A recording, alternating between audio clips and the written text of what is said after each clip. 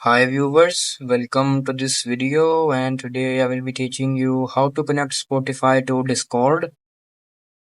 So just let's start. So first of all, open up your Discord application and after that go on to user settings, and after going on to user settings you guys have to search up for connections.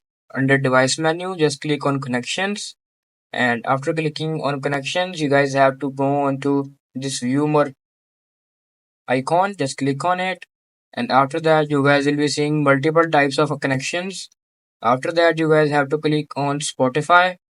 Make sure you guys have Spotify open in your background, so we just wait.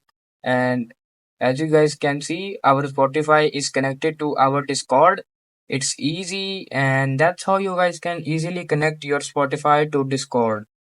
If you find this video helpful, please like and subscribe to this channel, and thanks for watching.